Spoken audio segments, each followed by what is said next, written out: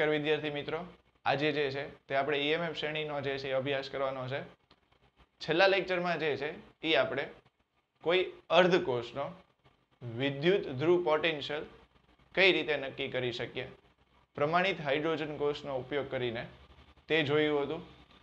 પ્રમાણિત હાઇડ્રોજન કોષ જે છે તેની માટે E0 સેલનું મૂલ્ય જે છે એ કેટલું જોવા મળ્યું હતું, તો કે 0 જોવા મળ્યું હતું. આ સિવાય પ્રમાણિત હાઇડ્રોજન કોષ છે તેની પ્રમાણિત સ્થિતિની જો આપણે વાત કરીએ તો ટેમ્પરેચર જે છે તે 298 અને દબાણ જે છે તે 1 બાર દબાણ લેવામાં આવ્યું હતું.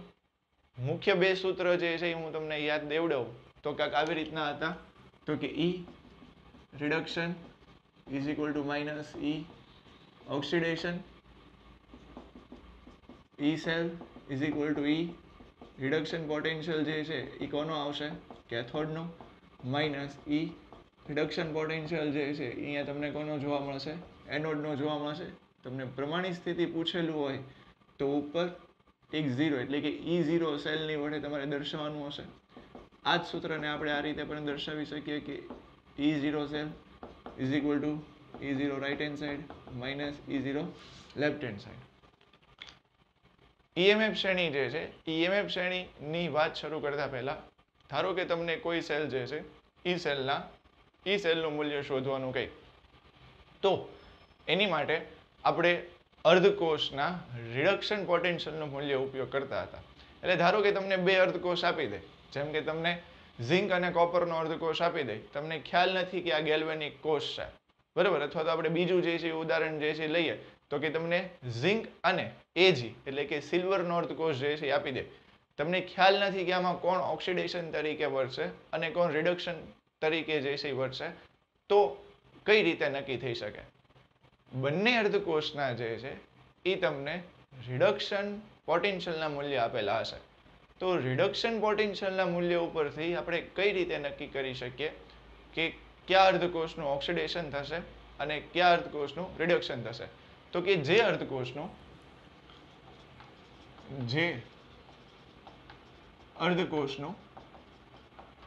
રિડક્શન પોટેન્શિયલ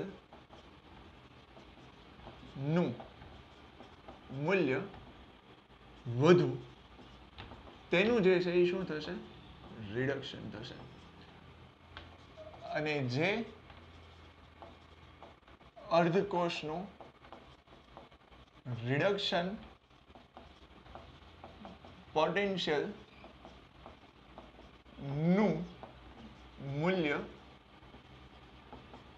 ઓછું, તેનું જે છે શું થશે, ઓક્સિડેશન થશે.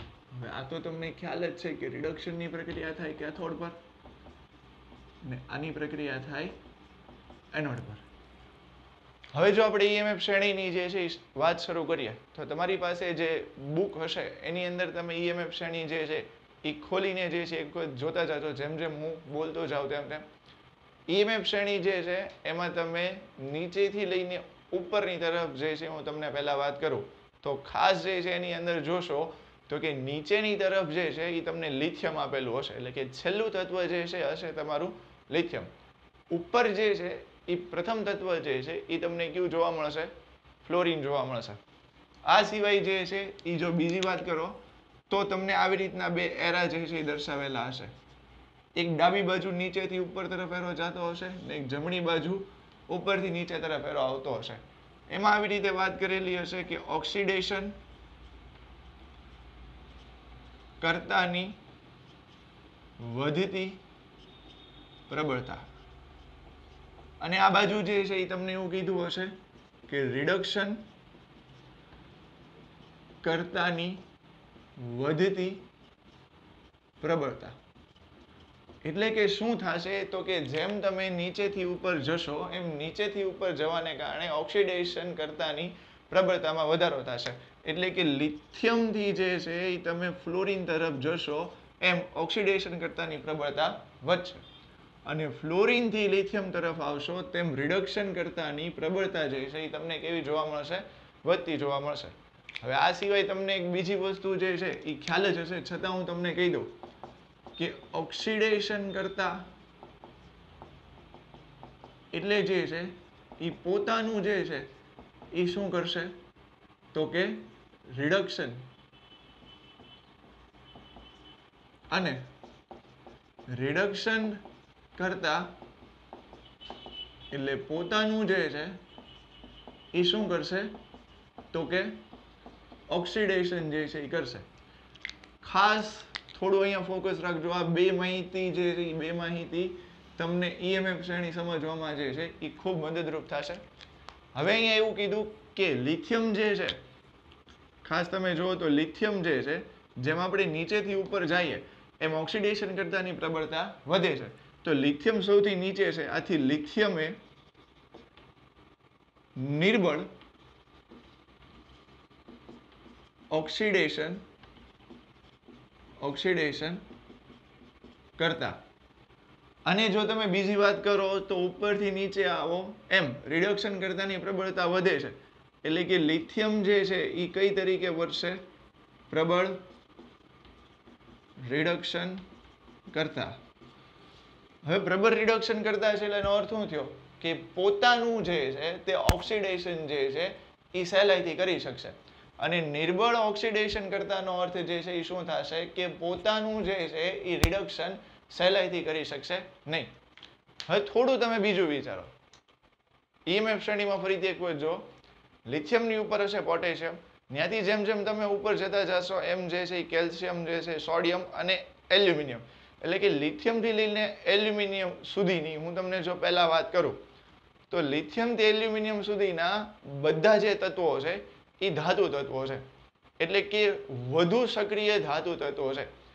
હવે તમને ખ્યાલ હોવો જોઈએ કે જો ધાતુ એ વધારે સક્રિય હોય તો તેનું ઓક્સિડેશન જે છે એ સરળતાથી થાય. હજી જો બીજી રીતે હું તમને કહું તો અહીંયા જે છે એ તમારી પાસે લિથિયમ પ્લસ એટલે કે EMF શ્રેણીમાં નીચે કંઈક આવી રીતે આપેલું હશે કે Li પ્લસ જે છે એ Li પ્લસ જે છે એમાં 2 ઇલેક્ટ્રોન છે. લિથિયમમાં જે છે કેટલા ઇલેક્ટ્રોન છે? 3. તો એક વખત તમે શાંતિથી જે છે એ વિચારો કે જે છે એ લિથિયમમાં 2 ઇલેક્ટ્રોન છે અને Li પ્લસમાં 2 ઇલેક્ટ્રોન છે ને અહીંયા લિથિયમમાં કેટલા ઇલેક્ટ્રોન છે? 3 ઇલેક્ટ્રોન. તો કોની સ્થાયીતા જે છે એ સૌથી વધારે હશે? તો કે Li પ્લસની સ્થાયીતા કેવી હશે? વધારે હશે. એવી જ રીતે અહીંયા વાત કરીએ તો ફરીથી એક આમ રિએક્શન લખું તો કે Li પ્લસ પ્લસ 1 ઇલેક્ટ્રોન. હવે તમે જુઓ અહીંયા 3 ઇલેક્ટ્રોન છે ને અહીંયા 2 ઇલેક્ટ્રોન છે. તો આ બંનેમાંથી જે છે એ કઈ પ્રક્રિયા થવી સૌથી વધારે સરળ રહેશે? એટલે કે લિથિયમ એનું ઓક્સિડેશન સરળતાથી થઈ શકશે કે લિથિયમ એનું રિડક્શન સરળતાથી થઈ શકશે? તો કે લિથિયમ જે છે એ એનું ઓક્સિડેશન સરળતાથી કરી શકશે.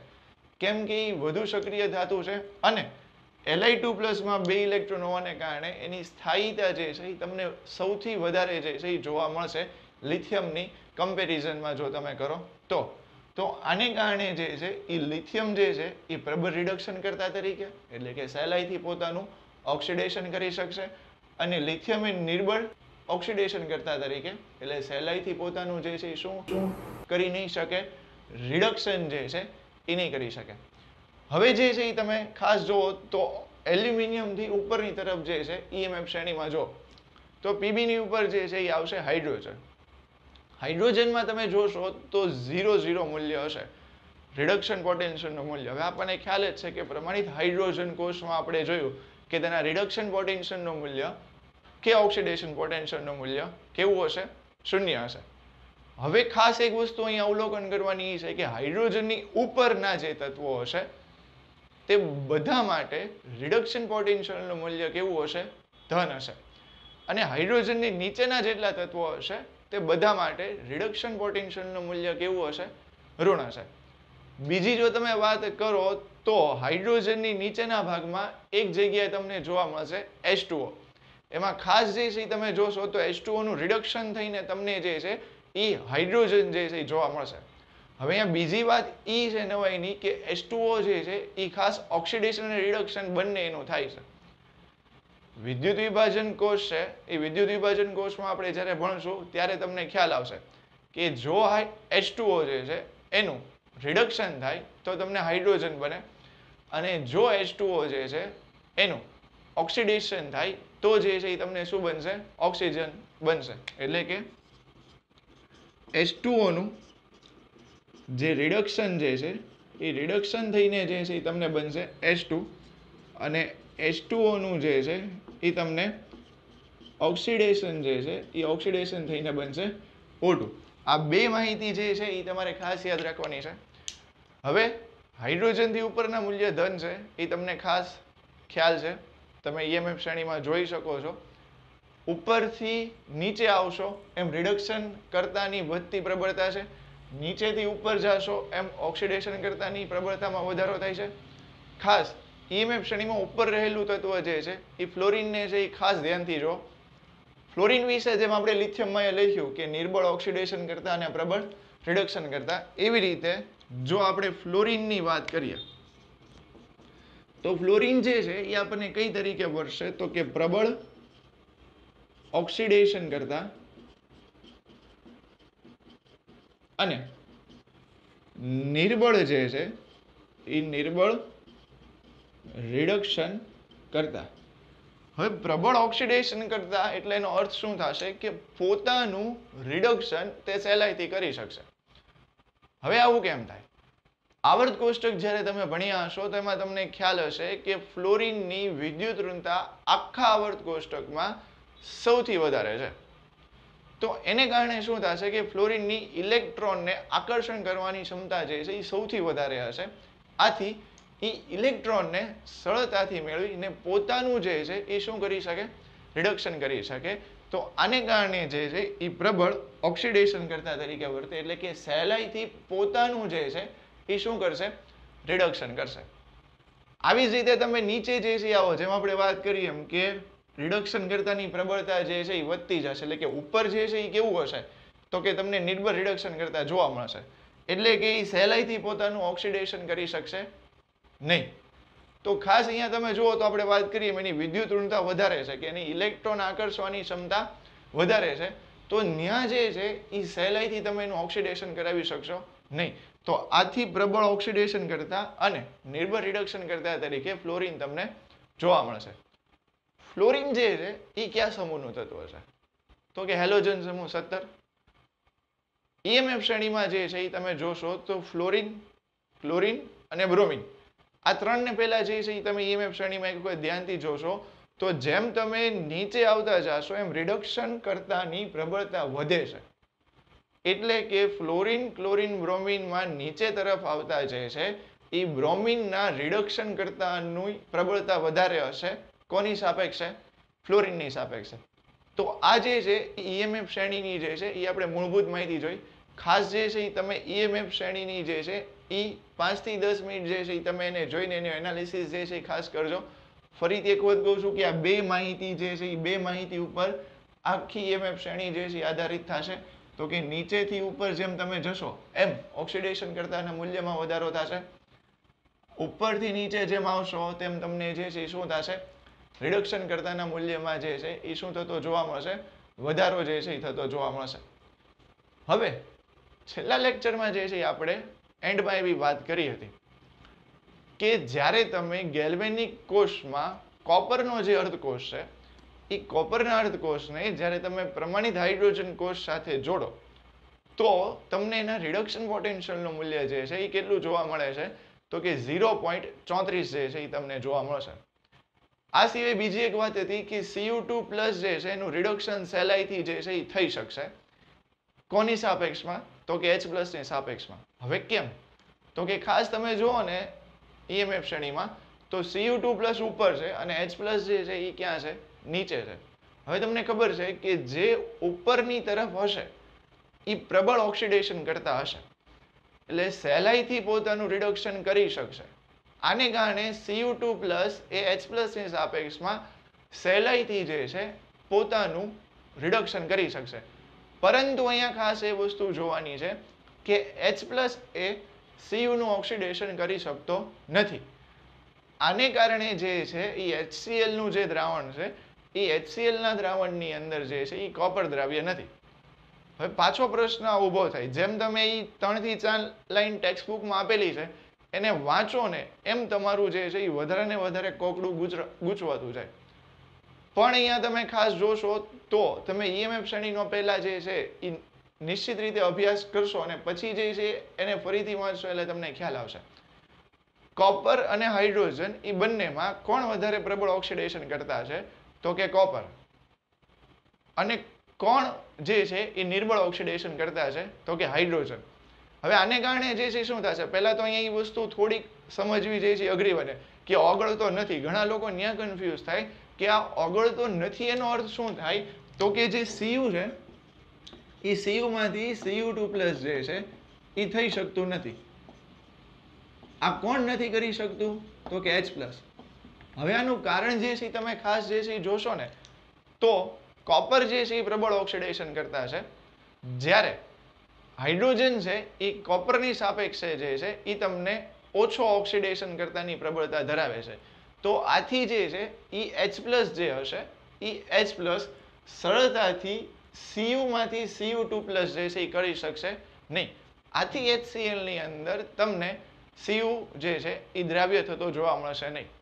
હવે પાછો અહીંયા પ્રશ્ન ઊભો થાય કે ભલે ને H હોય પણ એની સાથે Cl- તો છે, પણ જે Cl- છે એ તમે EMF શ્રેણીમાં જોશો તો તમને Cl2 નું મૂલ્ય આપેલું છે.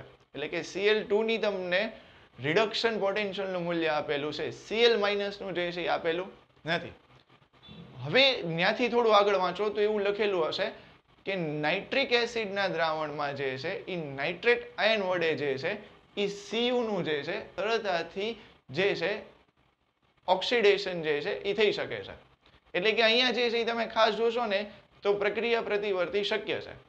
હવે આવું કેમ થયું? ફરીથી એક વખત EMF શ્રેણીને જે છે ધ્યાનથી જુઓ. EMF શ્રેણીમાં NO3- ક્યાં છે? તો કે ઉપર છે. Cu2+ ક્યાં છે? તો કે NO3- ની નીચે છે. હવે NO3- એ કેવું છે? પ્રબળ ઓક્સિડેશન કરતા. કોની સાપેક્ષે? કોપરની સાપેક્ષે. તો NO3- એ પ્રબળ ઓક્સિડેશન કરતા છે, એટલે કે સહેલાઈથી એની સાથે જે તત્વ હશે એનું શું કરી શકશે? ઓક્સિડેશન કરી શકશે. આથી NO3- એ કોપરનું સહેલાઈથી જે છે એ શું કરી શકશે? ઓક્સિડેશન કરી શકશે. જ્યારે અહીંયા જે છે એ H+ આયન જે છે એ કોપરનું ઓક્સિડેશન કરી શકશે નહીં, કારણ કે એ કોપરની નીચે છે. એટલે આથી તમે જોશો તો નાઇટ્રિક એસિડનું જે દ્રાવણ છે એ નાઇટ્રિક એસિડના દ્રાવણની અંદર Cu દ્રાવ્ય હશે, જ્યારે HCl ની અંદર એ તમને દ્રાવ્ય જોવા મળશે નહીં. તો આ જે છે જે આપણે મુખ્ય બાબતો જે છે એ જોઈ EMF શ્રેણીની. આજે તમારું કામ જે છે આ લેક્ચર જોયા પછી એ જ હશે કે EMF શ્રેણીને જે છે એ એક વખત જોઈ એમાંથી એનાલિસિસ કરીને એના જે પોઈન્ટ જે છે એ પોઈન્ટ લખી અને જે પેજ ઉપર EMF શ્રેણી હોય એ EMF શ્રેણી ઉપર લગાડી દો. તેથી જ્યારે ત્યારે તમે EMF શ્રેણી જો તો તમને જે છે એ ઝડપથી ક્લિયર થવા માંડે કે EMF શ્રેણીમાં જે શું તમને આપેલું છે. તો હવે જે છે એ આપણે જે છે એ જોશું તો કે કઈ રીતે જે છે એ આપણે રિડક્શન પોટેન્શિયલનું મૂલ્યની મદદથી કોઈ અર્ધકોષનું જે છે મૂલ્ય મેળવી શકીએ. છેલ્લા લેક્ચરમાં જે છે આપણે બે ઉદાહરણ જે છે એ જોયા હતા. એક હતું મેગ્નેશિયમનું અને બીજું જે છે એ આપણે જોયું હતું તો કે ઝિંકનું જે છે એ જોયું હતું. હવે અહીંયા જે છે એ તમને ધારો કે કોઈ એક અર્ધકોષ જે છે એ અર્ધકોષનું પ્રમાણિત વિદ્યુત પોટેન્શિયલનું મૂલ્ય શોધવાનું કે ને તમને શું આપેલું હોય તો કે સંપૂર્ણ કોષનું સાંકેતિક નિરૂપણ આપેલું હોય તો કઈ રીતે જે છે શોધી શકાય તે જે છે એના બે એક્ઝામ્પલ જોવાના છે. ત્યારબાદ જે છે ધારો કે તમને બે પ્રમાણિત અર્ધકોષ આપે છે અને આ બંને પ્રમાણિત અર્ધકોષ છે એના તમને રિડક્શન પોટેન્શિયલના મૂલ્ય આપી અને એના ઈ સેલનું મૂલ્ય શોધવાનું કહે તો જે છે એ કઈ રીતે શોધી શકાશે તેની વિશેની માહિતી જે છે હવે આપણે જે છે એ લેવાની છે. હવે અહીંયા જે તમને કોષ આપેલો છે આ કોષના કોષ પોટેન્શિયલનું મૂલ્ય જે છે એટલે કે ઈ સેલનું જે મૂલ્ય જે છે એ તમને કેટલું આપેલું છે? 2.36. તો એને તમને એવું કીધેલું છે કે પ્રમાણિત જે છે એ પ્રમાણિત મેગ્નેશિયમના અર્ધકોષનું તમારે વિદ્યુત પોટેન્શિયલનું મૂલ્ય જે છે એ નક્કી કરવાનું છે. તો હવે જ્યારે આ રીતનો તમને એક્ઝામ્પલ પૂછાય છે તો આ રીતના એક્ઝામ્પલમાં સૌપ્રથમ તમારે બંનેની અર્ધ પ્રક્રિયા લખી અને કુલ પ્રક્રિયા દર્શાવવાની જે છે રહેશે. જેમ કે અહીંયા તમે જોશો તો તમને ખ્યાલ આવે કે અહીંયા હું આવી રીતે મૂકી દઉં તો અહીંયા થશે ઓક્સિડેશન ને અહીંયા થશે રિડક્શન. તો ઓક્સિડેશનની જે આપણે પહેલા પ્રક્રિયા લખીએ તો Mg જે છે એ Mg માંથી જે છે એ શેમાં કન્વર્ઝન થશે તો કે Mg 2+ માં એટલે કે 2 ઇલેક્ટ્રોન જે છે એ છૂટા કરશે. આ રીતે ખાસ જે છે એ તમે જુઓ તો રિડક્શન જે છે એ રિડક્શનમાં જે છે એ શું થશે તો કે ઇલેક્ટ્રોન જે છે એ મેળવશે. એટલે કે H+ એક ઇલેક્ટ્રોન જે છે એ મેળવીને જે છે એ 1/2 H2 અહીંયા જે છે એ બેલેન્સ કરવા માટે જે છે હું આને આવી રીતે લખી નાખું. બે ઇલેક્ટ્રોન જે છે એ કેન્સલ થશે એટલે રિએક્શન કાંઈક આવી રીતની થશે કે Mg plus 2H+ it gives Mg2 plus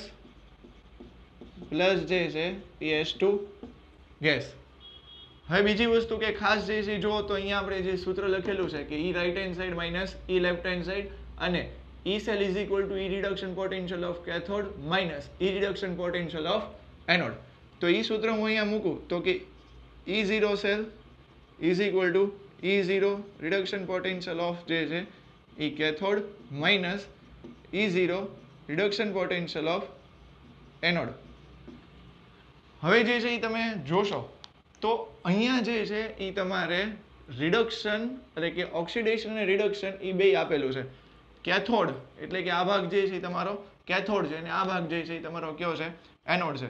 તો E right hand side minus E left hand side તો અહીંયા જે છે એ કાંઈક આવી રીતે થશે કે E0 H+ / 1/2 H2 minus E0 જે છે એ થઈ જશે Mg2 plus Mg. ખાસ ફરીથી જે છે એ યાદ જે છે એ રાખજો કે આનું જે છે એ શું આવશે તો કે રિડક્શન પોટેન્શિયલ નું મૂલ્ય જે છે એ તમારે લખવાનું જે છે એ થશે. તો હવે તમને ખ્યાલ છે કે E0 સેલનું મૂલ્ય તમને આપેલું છે તો કે આ E0 સેલનું મૂલ્ય કેટલું છે તો કે 2.36 જે છે એ તમને આપેલું છે. તો હવે આ થોડીક વિચારવા જેવી બાબત હવે ન કહેવાય કે પ્રમાણિત હાઇડ્રોજન કોષ હોય તો એનું મૂલ્ય જે છે એ કેટલું છે 0 minus E0 cell Mg2 plus / Mg એટલે Mg એટલે E0 cell Mg2 plus / Mg is equal to કેટલું થશે -2.36. તો આ જે છે એ મેગ્નેશિયમના પ્રમાણિત અર્ધકોષના વિદ્યુત પોટેન્શિયલનું મૂલ્ય જે છે એ થશે કેટલું હશે -2.36. હવે અહીંયાથી જે છે એ આપણે હજી જે છે એક ઉદાહરણ જે છે એ જોઈએ. હવે અહીંયા તમને એક બીજો કોષ આપેલો છે. આ કોષના જે છે એ E0 સેલ જે છે એ E0 સેલનું મૂલ્ય જે છે એ તમને કેટલું આપેલું છે તો કે 0.34 આપેલું છે. અને તમને જે છે એ એવું કહેવામાં આવે તો કે આ જે Cu2+ થી Cu જે છે એના તમારે પ્રમાણિત અર્ધકોષના વિદ્યુત પોટેન્શિયલનું મૂલ્ય નક્કી કરવાનું છે. તો પહેલા જેમ આપણે આગળના એક્ઝામ્પલમાં કરીએ એમ એક વખત જે છે તમારી જાતે ગણવાની જે છે એ તમે ટ્રાય કરો. તો અહીંયા જે છે એ આવશે એનોડ. હવે એનોડ અહીંયા જે છે એ ખાસ જે છે એ બદલ્યું તો કે એનોડ ઉપર જે છે કોની પ્રક્રિયા થશે તો કે હાઇડ્રોજનની તો કે 1/2 H2 H+ પ્લસ ઇલેક્ટ્રોન. અહીંયા જે છે એ કેથોડ ઉપર જે છે એ ખાસ જે છે તમે જોશો તો કઈ પ્રક્રિયા થશે તો કે Cu2+ 2 ઇલેક્ટ્રોન જે છે એ મેળવશે અને જે છે શેમાં પરિવર્તિત થશે Cuમાં. બે ઇલેક્ટ્રોન કેન્સલ પણ અહીંયા તમારે પહેલા બેલેન્સ કરવું પડશે. તો એ બેલેન્સ માટે જે છે અહીંયા 2 વડે જે છે તમે ગુણશો એટલે બે ઇલેક્ટ્રોન કેન્સલ થશે. તો H2 જે છે એ gas plus Cu2+ Aq it gives Cu solid plus 2H plus Aq. હવે ફરીથી ઓલું સૂત્ર જે છે એ આપણે મૂકશું તો કે E0 cell is equal to E0 reduction potential of જે છે એ cathode minus E0 reduction potential of જે છે એ શું થઈ જશે એનોડ જે છે એ થશે. રિડક્શન પોટેન્શિયલનું મૂલ્ય જે છે એ કોનું લખવાનું થશે હવે અહીંયા તો કે એ તો ભાઈ શોધવાનું છે. તો કે કોનું શોધવાનું છે Cu2+ માટે. તો એને આવી રીતે લખશું તો કે E Cu2+ થી Cu minus E0 H+ થી 1/2 H2. અહીંયા જે છે એ તમે જોશો તો 0.34 મૂલ્ય તમને આપેલું છે. તેથી 0.34 E Cu2+ થી Cu. પાછો લોચો અહીંયા થઈ ગયો આનું મૂલ્ય તો આપેલું નથી પણ આનું મૂલ્ય આપેલું જ ન હોય. હાઇડ્રોજન કોષ છે. ફરીથી યાદ કરો રિડક્શન પોટેન્શિયલ કે ઓક્સિડેશન પોટેન્શિયલના મૂલ્ય જે છે કેટલા હશે 0 હશે. તેથી E Cu2+ Cu is equal two 0.34. તો આ જે છે એ શું થશે તો કે જે કોપર છે એ કોપરના અર્ધકોષનું મૂલ્ય જે છે રિડક્શન પોટેન્શિયલનું મૂલ્ય કેટલું થશે 0.34 થશે. હવે ધારો કે અહીંયા આ તો આપણે જોયું કે તમને કોષ છે એ કોષ ઉપરથી તમે નિયર્થ પ્રક્રિયા લખી એની ઉપરથી તમે એના E0 સેલનું મૂલ્ય શોધ્યું. પણ હવે ધારો કે તમને બે કોઈ અર્ધકોષ આપેલા હોય અને એ બંને અર્ધકોષના જે છે એ તમને પ્રમાણિત વિદ્યુત પોટેન્શિયલ મૂલ્ય જે છે એ રિડક્શન પોટેન્શિયલ હોય તો એ કઈ રીતે જે છે શોધાશે. હવે જે છે એ અહીંયા તમને બે અર્ધકોષના પ્રમાણિત રિડક્શન પોટેન્શિયલના મૂલ્ય આપેલા છે. તો આ પ્રમાણિત રિડક્શન પોટેન્શિયલના મૂલ્ય પરથી તમે કઈ રીતે જે છે એ નક્કી જે છે એ કરી શકશો કે કોનું જે છે એ ઓક્સિડેશન થશે અને કોનું રિડક્શન જે છે એ થશે. તો ખાસ જે છે અહીંયા તમે ઉપર જોશો તો રિડક્શન પોટેન્શિયલનું મૂલ્ય જે છે એ વધુ તો જે છે એ ક્યાં પ્રક્રિયા થશે કેથોડ ઉપર ને એનું શું થશે રિડક્શન. ને રિડક્શન પોટેન્શિયલનું મૂલ્ય ઓછું એમ જે છે એનું શું થશે ઓક્સિડેશન. અને આ પ્રક્રિયા જે છે એ ક્યાં થશે એનોડ ઉપર જે છે એ તમને થતી જોવા મળશે.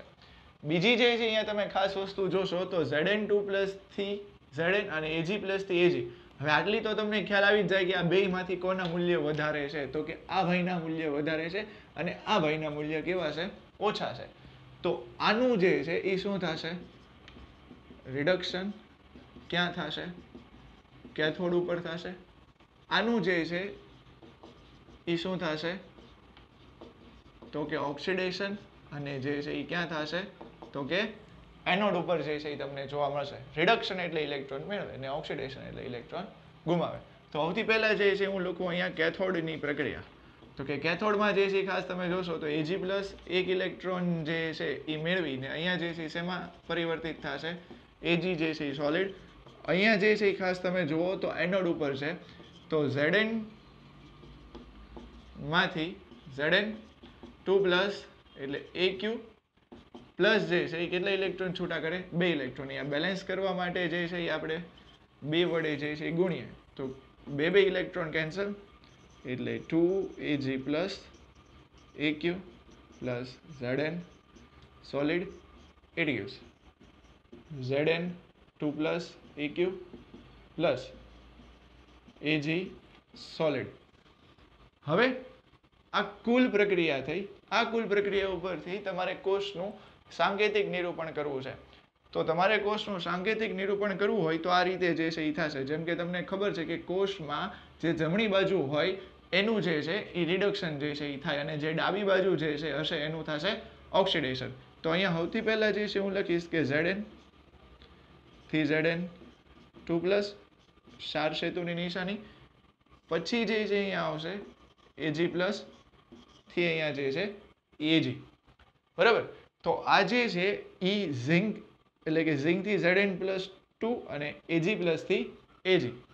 હવે અહીંયા બીજી વસ્તુ જુઓ તો આપણને શું શોધવાનું કીધું છે તો કે E0 સેલનું મૂલ્ય શોધવાનું કીધું છે. આ બંને જે છે એ તમને પ્રમાણિત સ્થિતિમાં આ બંને જે છે એ તમને પ્રમાણિત આનું જે છે એ તમારે પ્રમાણિત કોષનું પોટેન્શિયલ નક્કી કરવા માટે આ સૂત્ર થશે કે E0 cell is equal to E0 reduction potential જે છે એ થશે અહીંયા cathode minus E0 reduction potential જે છે એ થશે એનોડ. કેથોડ ઉપરની પ્રક્રિયા જે છે એ તમે ખાસ જોશો તો કેથોડ ઉપર જે છે અહીંયા હું લખી નાખું ઓર તો તમને ખ્યાલ આવી ગયો કે કેથોડ ઉપર જે છે એ કોણ આવશે Ag. તો Ag+ એ થઈ જશે અહીંયા Ag માઇનસ E Zn2+ થી જે છે એ થઈ જશે Zn. મૂલ્ય હું મૂકું તો 0.80 માઇનસ 0.76 તો જે છે અહીંયા માઇનસ પ્લસ એટલે મૂલ્ય જે છે એ થશે 1.56. એટલે અહીંયા જે E0 સેલ છે એ E0 સેલનું મૂલ્ય જે છે એ થશે 1.56 થશે. ફરીથી જો બે અર્ધકોષ આપણને આપેલા હતા. બે અર્ધકોષમાં બંનેના આપણને રિડક્શન પોટેન્શિયલના મૂલ્ય હતા. જેના રિડક્શન પોટેન્શિયલનું મૂલ્ય વધુ એનું થશે રિડક્શન અને જેનું રિડક્શન પોટેન્શિયલનું મૂલ્ય ઓછું એનું થશે ઓક્સિડેશન. બંનેની અર્ધ પ્રક્રિયા ઉપરથી આપણે કુલ પ્રક્રિયા લખી.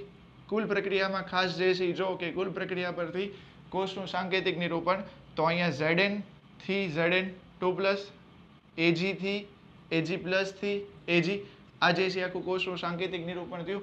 પછી જે છે એ આપણે સૂત્રનો ઉપયોગ કર્યો હતો એની ઉપરથી આપણે મૂલ્ય મેળવ્યું.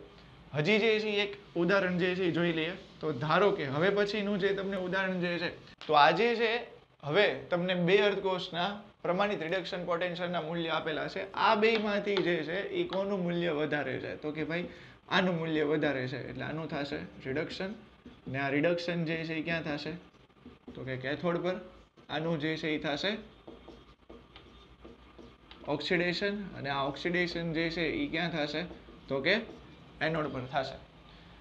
હવે ફરીથી જે છે એ પ્રક્રિયા લખીએ તો કે કેથોડ ઉપરની જે છે એ તમે ખાસ પ્રક્રિયા લખશો તો કેથોડ ઉપર રિડક્શન થાય, ને રિડક્શન દરમિયાન શું થાય? તો કે ઇલેક્ટ્રોન જે છે એ મેળવે.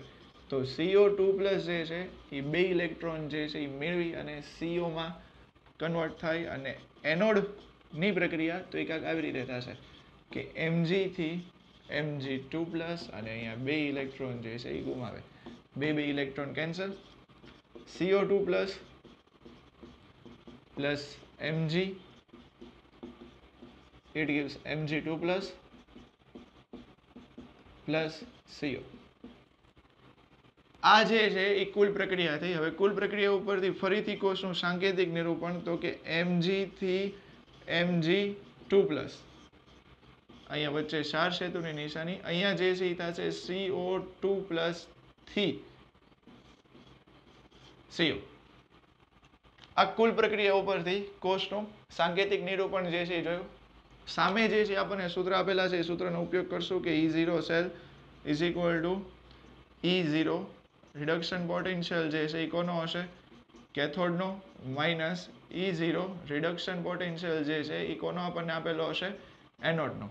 તો કે કેથોડ ઉપર જે છે એ કોણ છે? તો કે CO. તો કે E CO2+, અહીંયા CO, માઇનસ E Mg2+ થી Mg.